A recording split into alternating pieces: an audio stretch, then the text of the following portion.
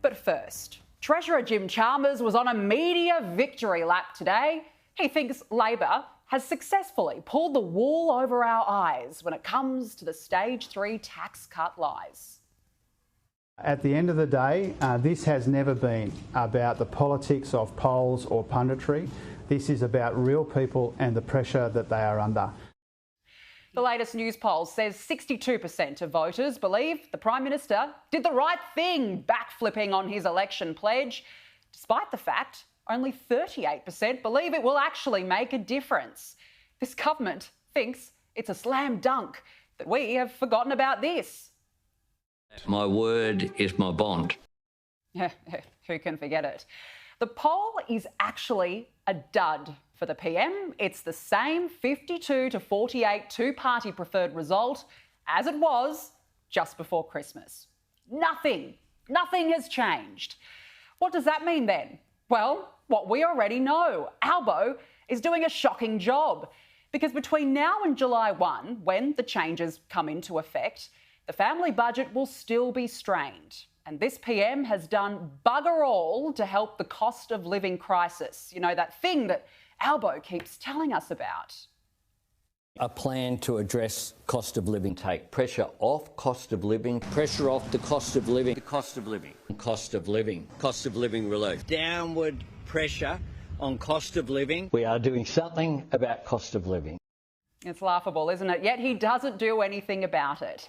Today, for example, the price of petrol increased. The fuel tax has risen from 48.8 cents per litre to 49.6 cents per litre.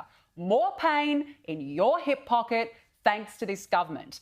They're basically Indian givers. Here, we'll give you an extra $15, but we're going to slog you at the Bowser. Every dollar counts right now. The government's response is to push up the prices. Oh, and in case you didn't think they could get any worse, they're even coming after the car you drive. From January 1 next year, car makers will be forced to sell more electric and fuel-efficient vehicles into the Australian market or face financial penalties. This was Bridget McKenzie's take on it today.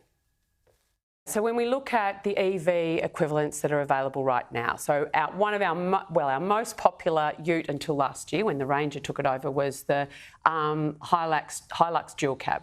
You can get one of those for 52 grand.